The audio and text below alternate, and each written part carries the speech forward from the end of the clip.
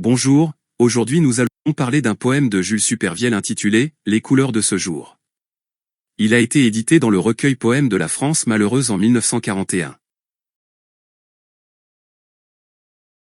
Les couleurs de ce jour sont tristes sans la France. Le bleu et le lilas, le vert, le violet, ne trouvent en ces lieux rien à leur convenance. Demeurent suspendus, ne savent pas se poser. Je ne peux plus voir clair dans ce lointain exil. Redonnez-moi Paris que je m'y reconnaisse. Ici tout m'est brouillard et malgré sa rudesse. Ce soleil ne sait pas descendre dans ma nuit. Et reste sur le haut des marches, interdit. Nous avons un poème contenant 2 strophes de 4 vers, chacun ainsi qu'une strophe ne contenant qu'un seul vers. Il y a des rimes telles que France avec convenance, reconnaisse avec rudesse, nuit avec interdit. Cependant les mots violet, posé et exil ne trouvent pas d'écho. Jules Supervielle est né en Uruguay, bien que ses 2 parents étaient français. La même année que sa naissance, la famille repart vivre en France.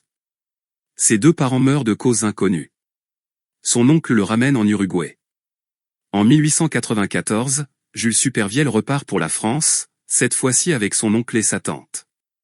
Il se rendra quelquefois en Uruguay. Parallèlement, il devient un poète. Les parutions s'enchaînent et il se lie avec d'autres écrivains ou poètes. À cause de la Seconde Guerre mondiale, de ses problèmes financiers et d'une santé fragile, il repart vivre en Uruguay durant cette année. C'est durant cet exil que le poète écrit ce poème. Le premier vers qui est les couleurs de ce jour sont tristes sans la France, indique qu'il est déjà parti de la France et se trouve en Uruguay. Le poète montre sa tristesse d'avoir quitté la France, car il dit que plusieurs couleurs ne trouvent rien à leur convenance, demeurent suspendues et ne savent se poser. L'énumération des couleurs reste un mystère. Ces vers semblent étranges, mais c'est ce que ressent le poète à l'intérieur de lui-même, ce qui demeure incompréhensible à autrui.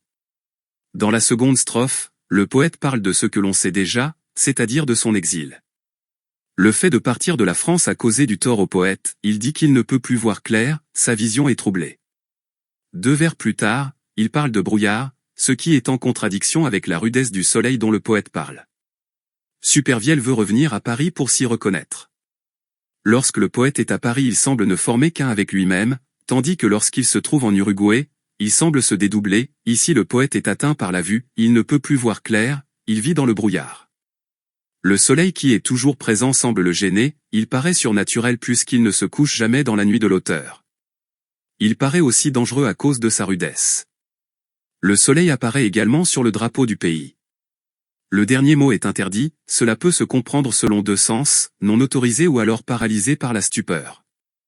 Si on prend en compte le second sens, cela signifie que le soleil est le reflet de ce que ressent le poète.